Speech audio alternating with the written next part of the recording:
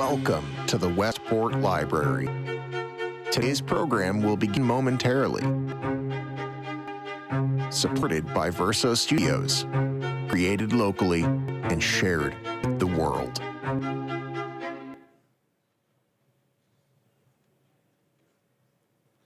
Good evening, everyone. Thank you so much for braving all of the parking challenges that we've thrown at you today.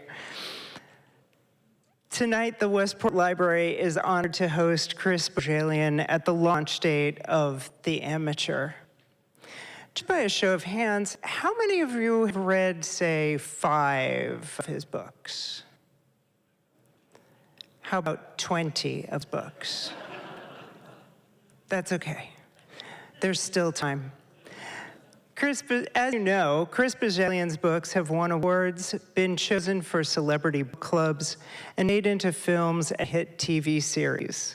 He has won awards including the Walter Cerf Medal for Outstanding Achievement in the Arts and the Sarah Josepha Hale Literary Award, among many others. And of course, he's one of our favorite writers of fiction, thrillers, and historical fiction.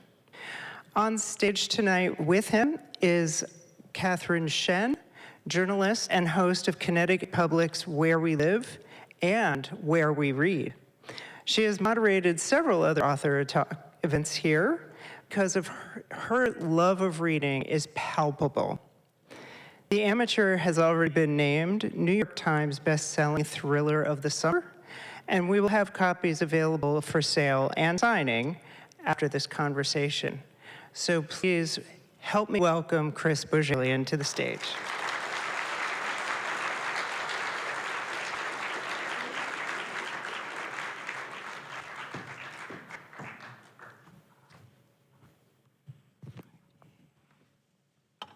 All righty, how's everyone doing tonight? I feel like we can do a little better than that. How are we doing tonight? Great. So, do you want to share a few words with them while I get my life together here?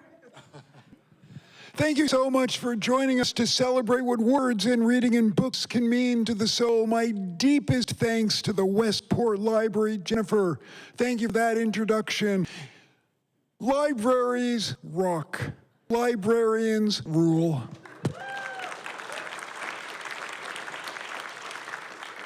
When I asked Chris to do that, I didn't expect him to be so enthusiastic. Thank you so much for setting the tone. Thank you for doing this and giving up some of your evening to listen to me babble. Right back at you. And this is the whole show, folks. So no, Jennifer just asked you the question, but give me a raise of hands again of how many people have read Chris's books. All right. There are some overachievers in this room. Okay. I definitely made that joke before. How many of you have already started The Amateur? Oh, okay. All right. I asked because I do try to keep these conversations spoiler-free, so you'll have to help me with that. And so, without further ado, I thought I would just ask Chris to start off the conversation here by asking you to tell us about the book and some of the characters that we'll be following. The world is filled with before and after moments. Rosella Brown even wrote a wonderful novel decades ago called Before and After. And The Amateur is about one of those before and after moments. A golf ball, a broken thread in a golf net, a young golf prodigy drives a golf ball through the net in 1978, accidentally killing a classmate and caddy, and suddenly she has one of those before and after moments. There are 2 main characters, Mira Winston, an author looking back on the awful day. She's known best for books about alcoholic flight attendants and midwives on trial, and Ken Foster, the classmate who long ago she accidentally killed. So it's one of those premises when you read it, it seems really absurd. And I feel like absurd is the theme for the book. Would you say that is correct? How absurd?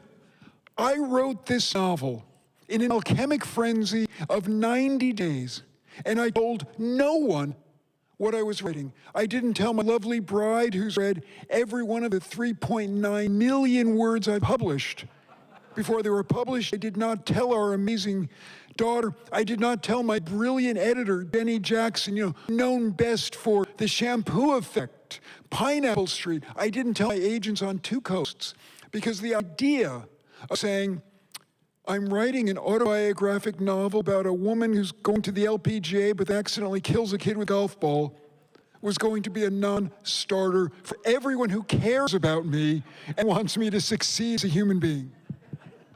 I wasn't going to ask this, but as we're telling the story, I'm actually really curious. So you risk offending multiple people in your lives, and I assume you love most of them. What were their reactions when you told them what your idea was?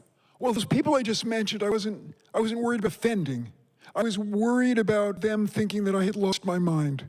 But you're on to something.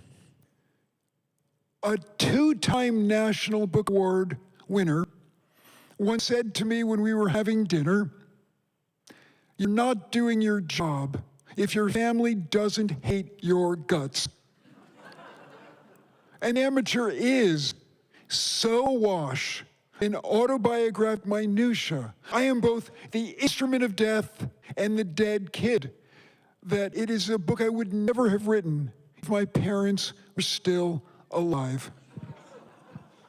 How's that for a preview for this book? I do want to get into more of that, but I want to start off or continue this by asking, when did that alchemical frenzy start? When did the ideas come to your mind of writing this sort of part memoir, part mystery, and I think part social commentary? A lot of social commentary. That's the part that really, really matters to me, especially as a dad of a daughter. It's June of 2024. I've just published a book called The Princess of Las Vegas. My 2025 book, The Jackal's Mistress, is all done. So no one is expecting anything from me. No one is desperate for a new manuscript. So I had absolute free rein to experiment and do what I want to do. And I thought, you know what? Let's use this summer to unleash the hounds of hell. All of the demons that have dogged me my entire life, let's do it. And I started the book in June, and much to my astonishment, 90 days later, I had a pretty solid first draft. And remember, none of the people who care about me, none of the people I love, was expecting anything. And on the last Monday, August of 2024, I tucked the manuscript into an email.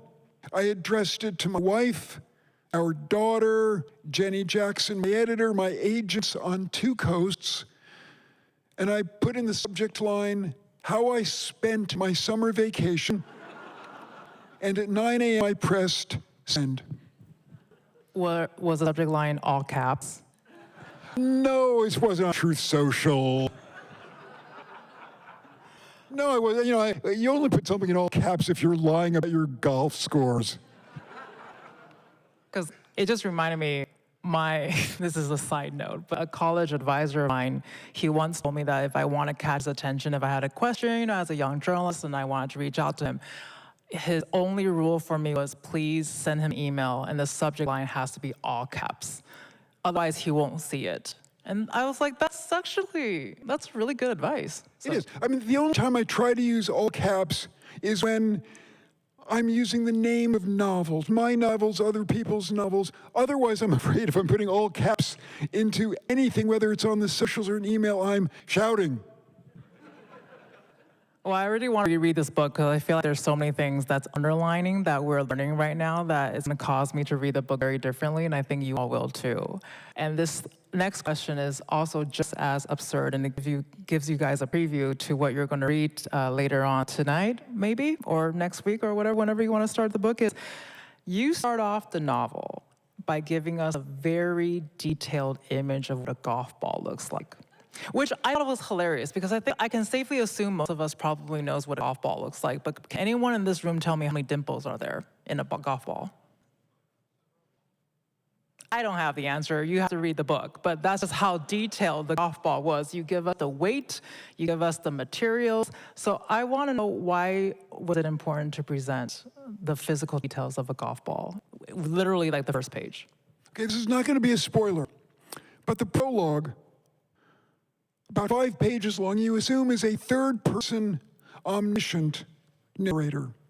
A third-person omniscient narrator who can tell you there are 336 dimples on a golf ball, who can explain to you how a golf ball flies through the air, how fast its velocity is, and then, as if it's a drone going over a country club in 1978, shares with you the details of the country club, the Doric columns at the front entrance, where the caddy pergola is, and then the golf ball killing Kenny Foster, the caddy.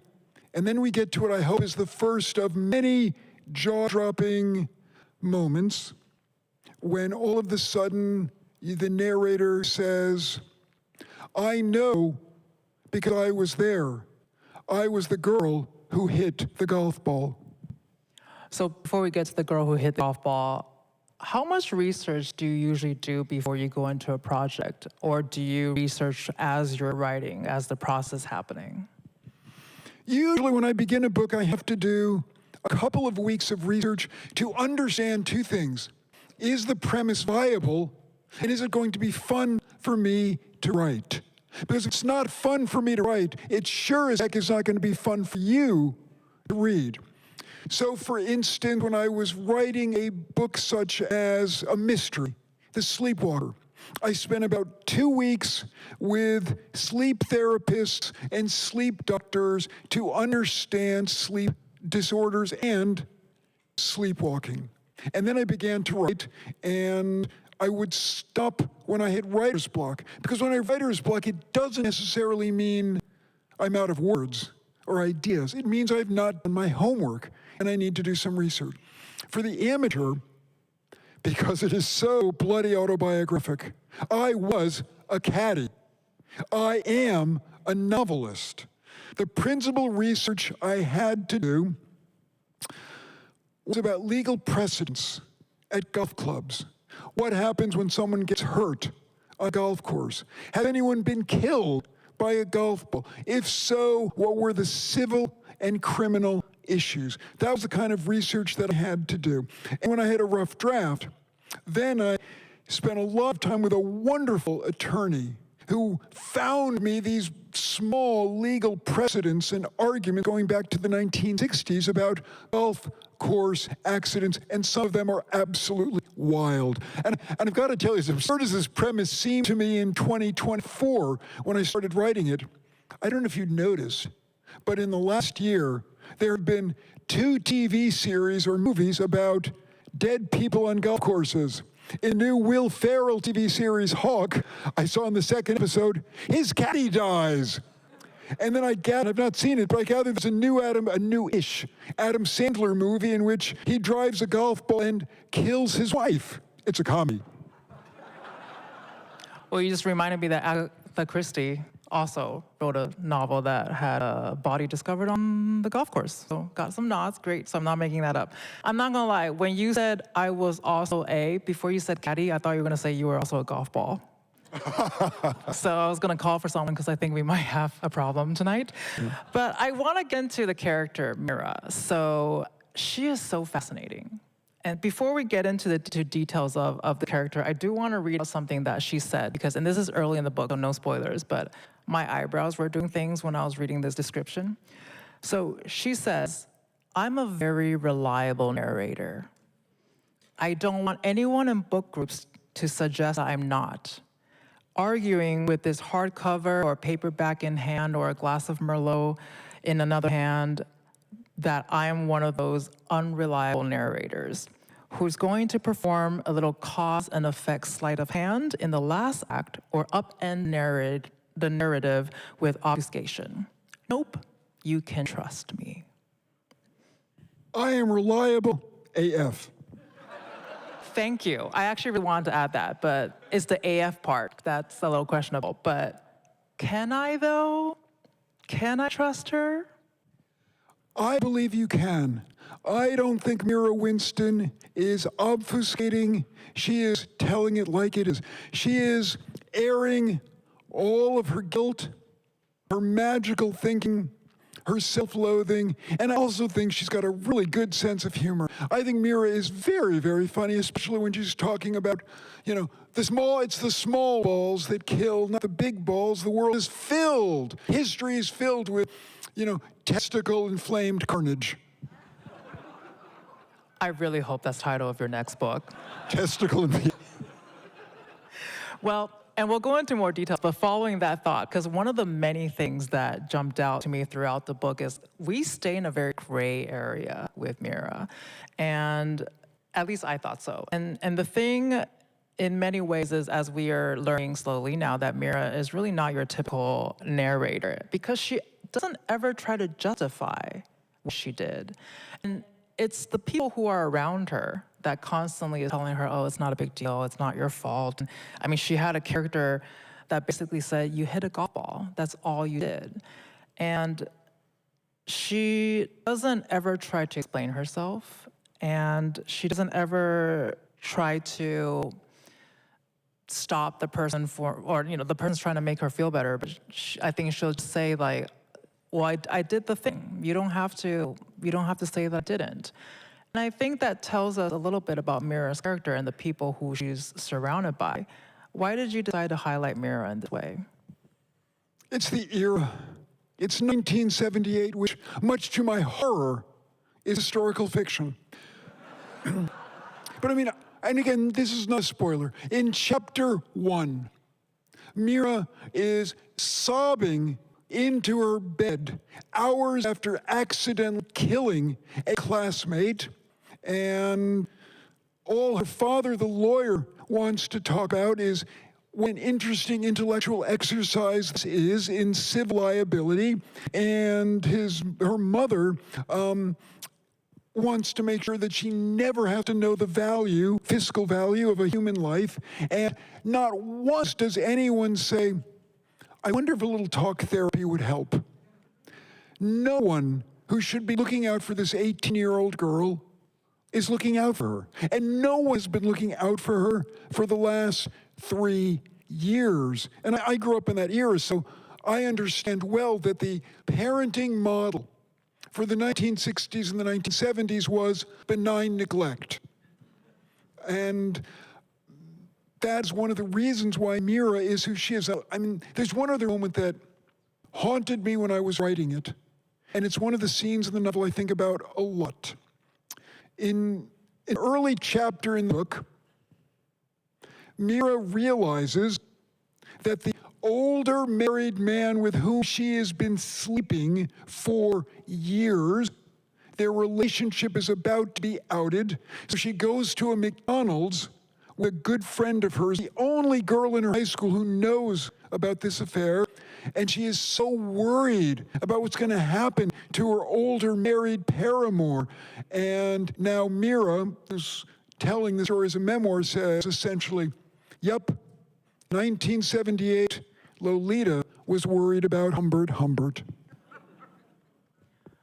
I'm really glad you helped me segue into that question, because a major theme for Mira is she is drawn to older men. There is learning, so you'll learn about why so during the novel. But what was really interesting to me is, so she's drawn to older men for many reasons, and we learn about them throughout the book. But early on, you realize she's a golf prodigy.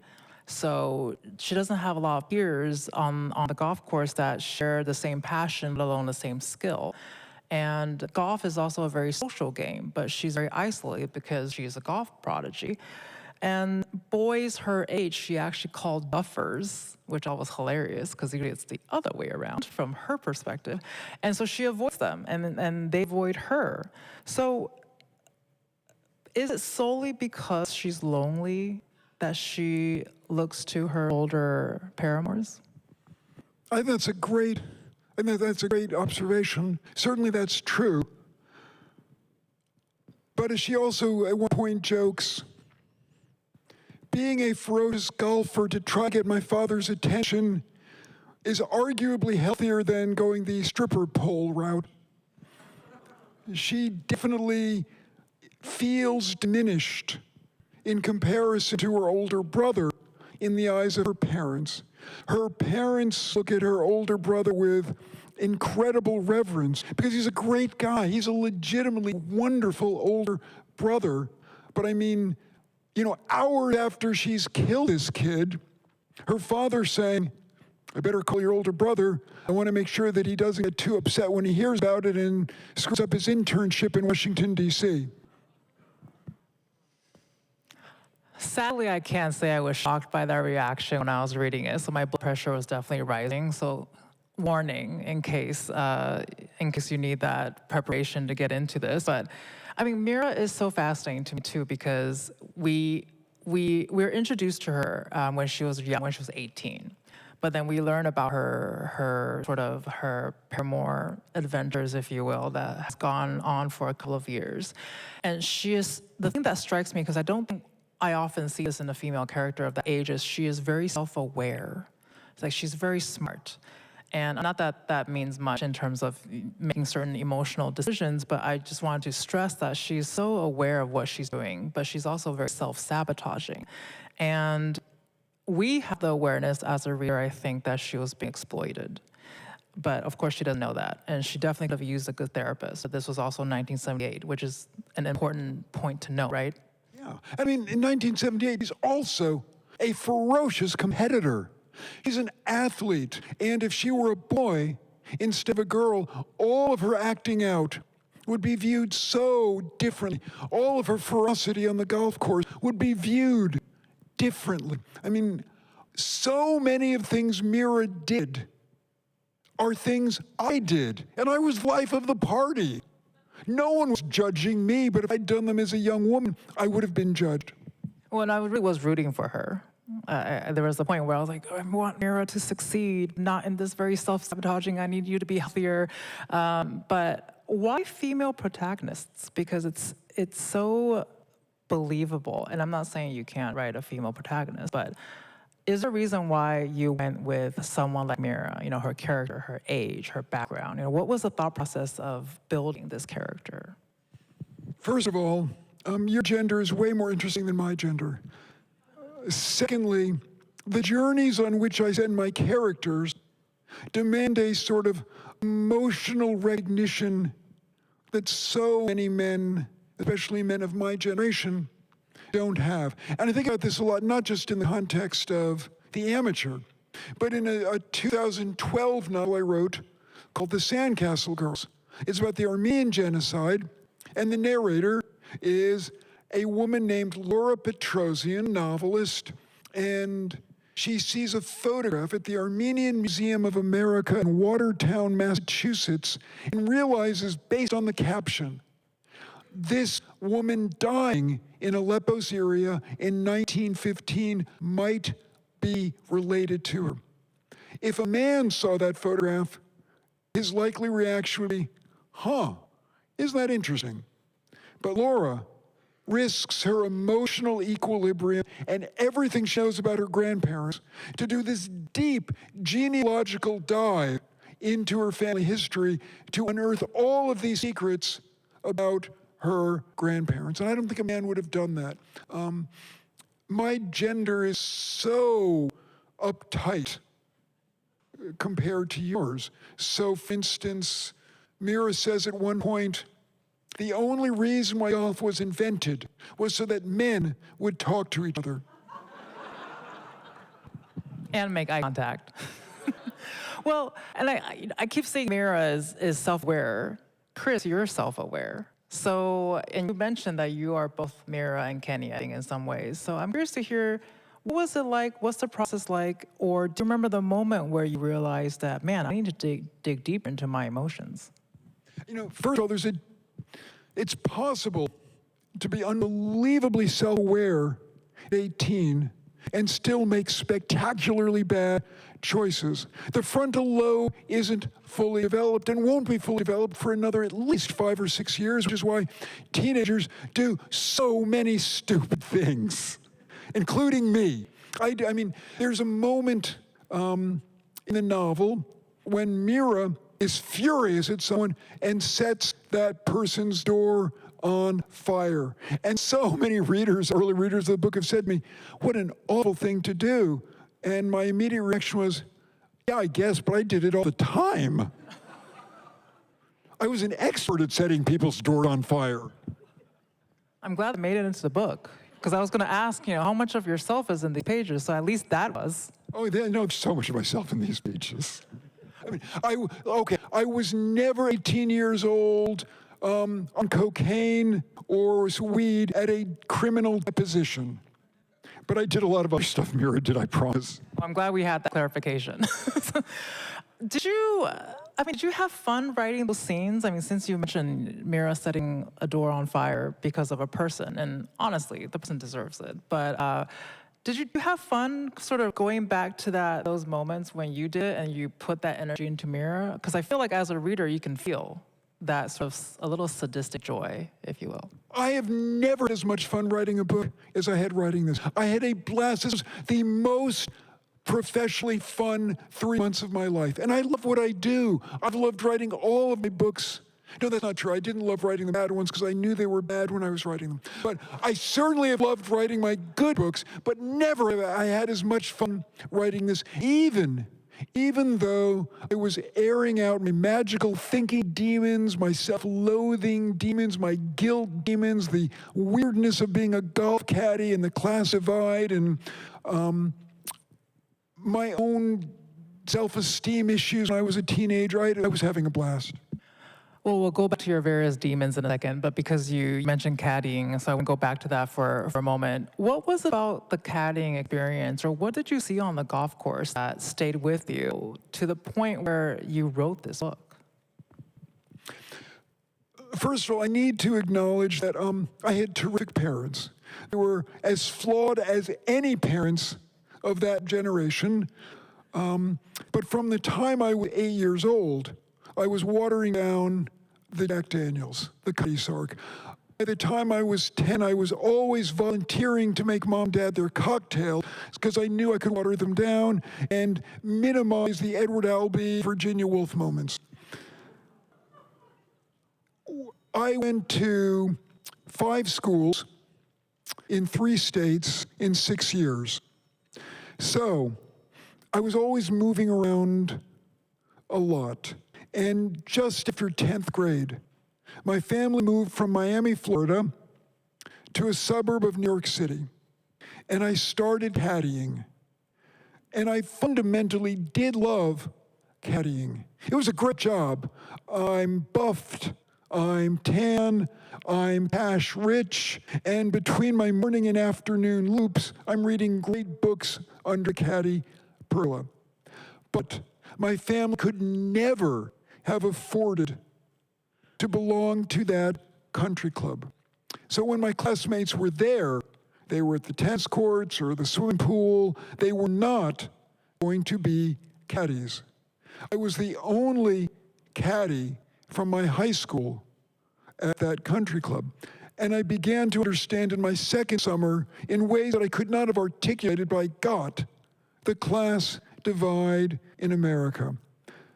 I hear the conversation of the mostly men on the golf course, and I understood at first their bewilderment that one of their kids' acquaintances or friends had to caddy, and then their pity. Do you remember the moment you realized that was the case? Sort of having that awareness that you are standing sort of in between that divide? I don't remember the exact moment, no. But I do remember one particular really delightful father of one of my classmates giving me an outrageously big tip and saying something along the lines of, buy yourself something fun, not just books for college. Well, look at where you are now. Let's do a little round of applause real quick, right? Good job, Chris. Well, it sounds like you put a lot of yourself into your novels. This is your 26th novel, right? That's pretty amazing. And that's a lot of life experiences into these novels. And I'm curious to hear if your writing process and your research process changes per novel. Because I'm thinking you probably bring a little bit of yourself into each, right? Is it different each time? Is it a different experience? Are you more into it in some than not? That's a great question. Historical fiction demands a lot of research. When I was writing Hour of the Witch about the first divorce in North America for domestic violence, I learned a lot about Puritan theology. When I was writing The Light in the Ruins about one Italian family's complicity with the Nazis in Tuscany, I learned a lot about, when we think of Tuscany, it's Disneyland for adults. Wine, cheese, rolling hills, pasta. But in 1944, it was a hellscape. When I'm writing a contemporary literary fiction quasi-novel of suspense like Amateur, no. I did not have to stop very often to do research. When the idea gets rooted in your brain and you're starting the process of writing it, do you already know the ending or are you writing towards it? The only book, I've only written one book where I knew the ending. And if you look at the years in which my books were published, it is the longest duration between books. It took me 3 years to write the double bind because I knew the ending. I knew A and I knew Z, but I did not know the 24 letters in between. It was the hardest book for me ever to write. When I do not know the ending, such as a book like Amateur, A, it's way more fun, and B, it goes much more quickly because I'm not trying to solve a puzzle. I'm just having fun letting my characters take me by the hand and lead me through the dark of the story. Don't want to out potential friends or frenemies or enemies, but because you put yourself a lot into these books and you have some characters in the Amateur that, not gonna lie, I really want to punch in the face a couple of times. Sort of channel my inner Mira as I was reading this. Do you also channel yourself in those various characters, or do you take inspiration from people around you? It's always fascinating to me, and I'm not the first novelist to observe this. How many people are sure they were the basis for a character, and they never crossed your mind you were thinking of them? And how many people you fear are going to see themselves in a character because they are the inspiration, and they never notice it? In a book like The Amateur, my parents would definitely have recognized themselves in both Kenny Foster's parents and in Mira Winston's parents, but in different ways. And certainly, my parents' friends who are still alive will recognize references to certain parties and drinking orgies and bacchanalian keg parties for teens. And certainly my friends at college, my college and my wife's college, will recognize a lot of the scenes in Northampton, Massachusetts. And you have people around you and yourself that you use sort of as a baseline for characters. What about for stories? Because it feels like, because you've written so many, you've crossed genres. You've written about human trafficking, historical fiction, romance, alcoholism involving airplanes, and that's you have a wide range here. Golf pun, please note that. Mic drop.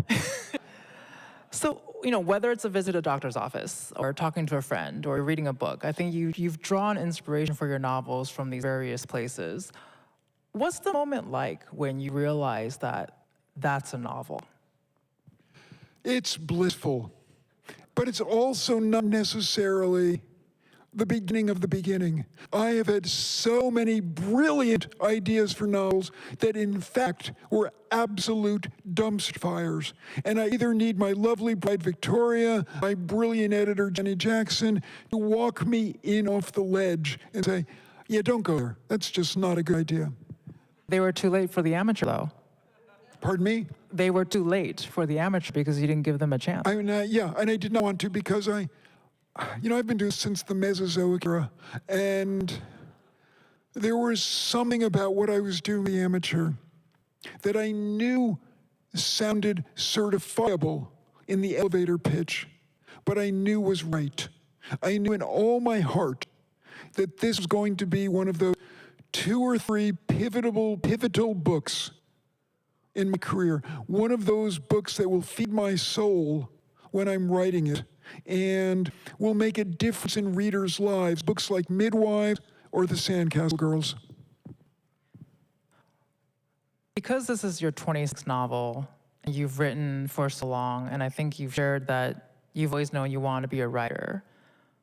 It's kind of a big question here, but what do you think is the biggest thing you've learned about yourself as a writer? Any surprises? Writing this book generally. Just generally, and this book, if whatever you want to share. Okay. One of the things my wife has observed about me, and she's so smart, and I think this is right, and it speaks wonderful, it says something really nice about me, so I probably shouldn't, but I love so many books by writers who I don't necessarily like as people, but it doesn't bother me because I still love their work. And likewise, I am friends, really close friends, with so many writers whose books I don't love. And what my wife was getting at, and she was right, is that you really do care about the work. That's what matters to you, the work. And do you feel that each book changes you as a person or as a novelist? For example, has The Amateur changed Chris? Some books change me. The Sandcastle Girls was life-changing because it allowed me to channel all of my rage at the fact the Armenian genocide was neither acknowledged nor known when I was writing it. A book like The Amateur changes me because it's cathartic for me, finally getting all of these demons out there. But I have written so many terrible books that didn't change me at all and shouldn't change anyone. Well, another thing about The Amateur that I did not expect is, well, actually, I grew up with a lot of golfers in my family, and I think they're a little disappointed that I never took on to the game. And my uncle actually hit a hole-in-one, once, and I thought, could he have had a golf ball drive into someone's head? Because it's possible. So I'm glad I never gave myself that chance. But I found myself becoming really interested in how the game works because I never really took the time to really understand the game or to learn more about it. Do you find yourself getting into that? Because I'm curious, like, as a reader, because I'm reading a piece of work that's already, the information is already presented to me. So it's nice and easy for me to consume and learn, and if I'm interested in something else, I can always Google it. Do you get into that research? Like, do you love researching? Do you go deep into it? I've also spoken to authors where research is their way to avoid to do actual work. So what are your thoughts about that? I do love research, but it's really important not to let the research overwhelm the story.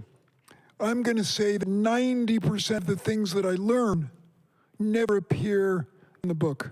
But I need to know it because it's important for character development. There's nothing that drives most readers in this room crazy than when you get to page 300 in a 330-page novel. There's a massive information dump. If you're writing about the Titanic, you don't need to know everything about coal. Really? Truly. And I'm curious to learn more about you as a reader. We're learning so much about you as a writer, but what are you like as a reader? How do you read? Are you also cross-genre? Do you stick to a certain genre that you typically reach out to, or are you sort of across the board? I read everything. No, I don't stick to any one genre, but how I read has changed a lot. No positive thanks to the smartphone. Prior the smartphone. I could read anywhere for 3 hours at a time, with just me and the book and the island, and I'd be in heaven.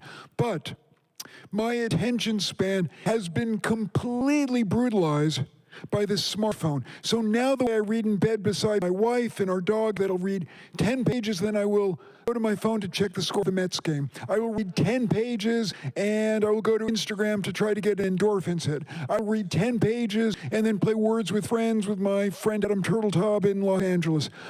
Now, the only way I can read for 2 or 3 hours at a time is if I leave my smartphone in my library, go to the other end of the house with my book, and take a bath.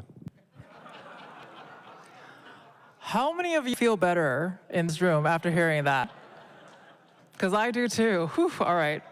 Because I'm in between 7 books right now. Each book has a bookmark in it, and it's wild. So thank you for sharing. That just made all of us feel better. Well, so your attention span changed as a reader. Did it change as a writer? Yeah, completely. Oh no, he's getting comfortable. Completely. The only way I can remain focused on my writing is if I put my computer, if I turn off the Wi-Fi on my computer, and I put my phone in airplane mode, and I hunker down. Otherwise, it is too easy to say, well, I want to find out more about how many women golfers have had holes in one. Something I don't need to know, but it might be really interesting. But you need to know. Yeah. So, We also need to know. So thank you for your work. yeah. I think I have time for a question or two, so we're going to open it up to audience Q in a second. So if you have questions, please feel free to jump on the mic a little bit. But I feel like a lot of people, at least myself, I love learning about people's writing routines.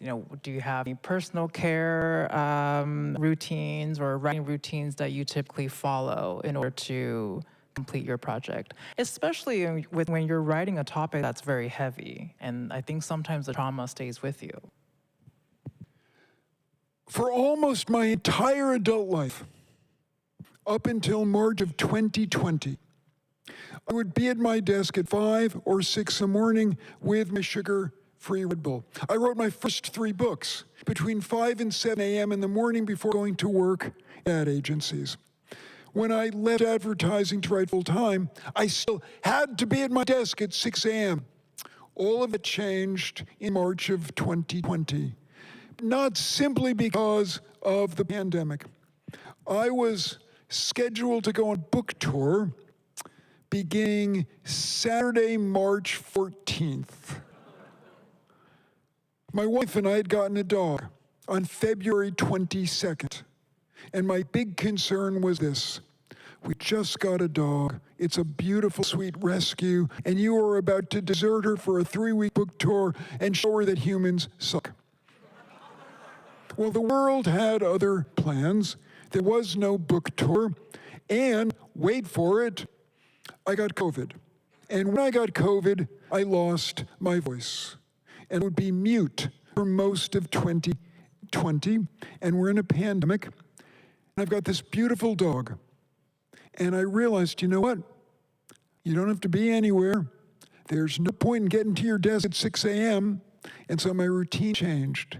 Now, my dog wakes me up somewhere between 6 and 7 in the morning. And when she wakes me up, which is a beautiful moment, because there's nothing better than when your dog is wagging her big tail and licking your face and saying, "It's morning." It's just beautiful. I will get up, we'll feed the cats, and my dog Jessie and I will go into the woods, or we will go to the Middlebury College campus where she can run around and run into trees because she's blind, and we'll just have a great time together. And if I'm at my desk by 8 a.m., it's fine. The work gets done. I'm starting 2 hours later, but I'm as productive as ever. I mean, you and I talked about this a little bit earlier, but we are in the midst of this great post-pandemic literary renaissance. And whether you're Barbara Kingsolver, whether you are Curtis Sittenfeld, whether you're Ann Patchett, We are in the midst of a wonderful, wonderful literary moment where writers are so damn productive. It's great. Well, us readers thank those damn writers for being so productive, because without you, we would have no books to read. So I think we are starting our audience Q&A, Jennifer. If anyone has any questions, please come to the microphone so that everyone can hear, because we are recording this.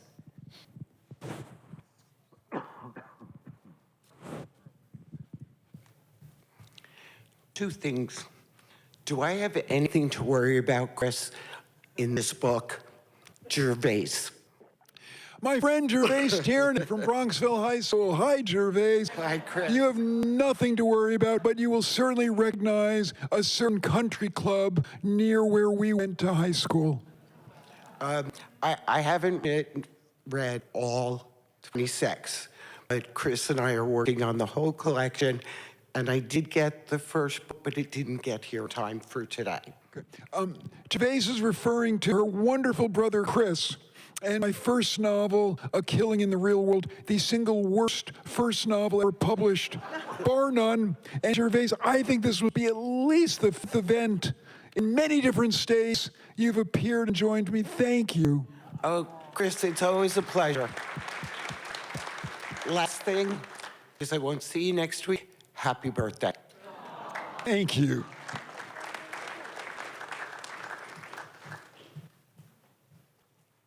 So I haven't read the book, but I'm curious. When you talk about Mira, the before moment and the after moment, if the moment never happened, what would Mira have done? Would she have become a professional golfer? Or have you thought about, like, who was Mira, just given that there was an autobiographical aspect to this book? If Mira had not accidentally killed Kenny Foster, she hopes she would have become LPGA golf great. But at one point in the book, she does ruminate, I don't know, maybe I wasn't as special as I believed I was. Maybe I wasn't quite good enough. Maybe I was always going to be just a very good amateur.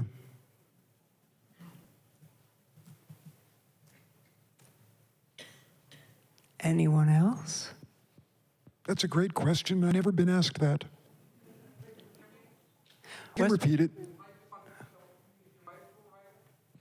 Is my wife a writer? No, my wife is an immensely talented, fine artist. She hand colors infrared photographs, and she is so fantastically talented, as is our daughter, whose wife, you look at my Instagram bio, it says simply, third most talented artist in family of three.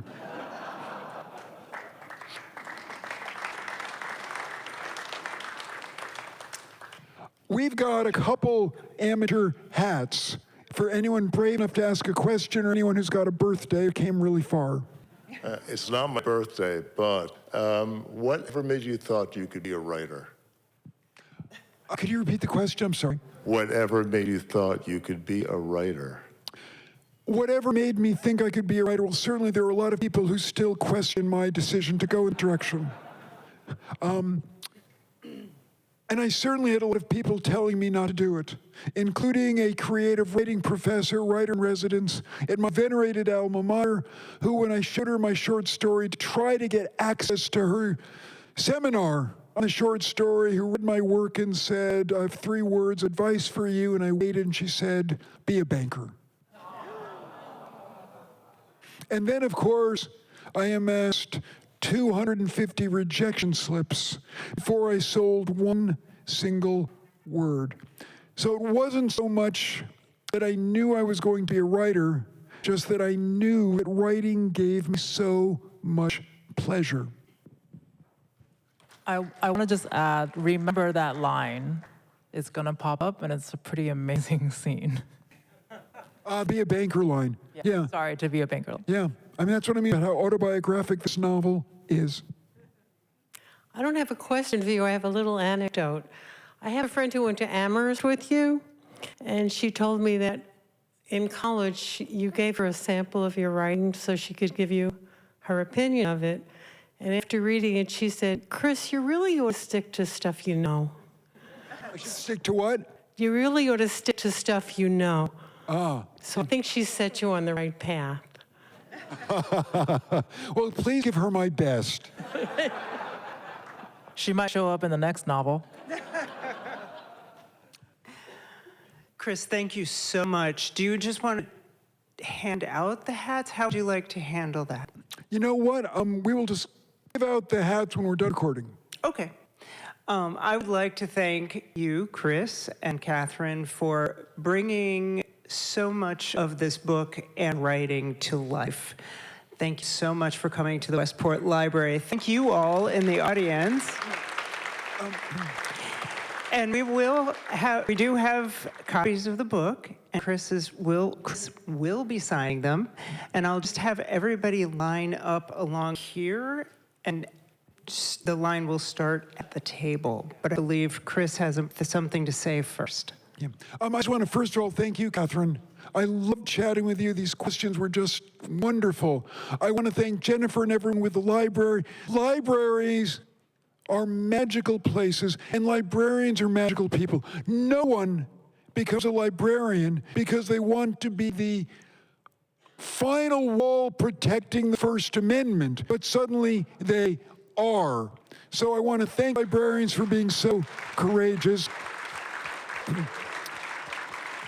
I want to thank the booksellers at Barnes & Noble because off-site events are hard. They are here, and so I want to thank them. And most of all, I want to thank all of you for celebrating books with Catherine and Jennifer and the library and Barnes & Noble and me. Thank you all.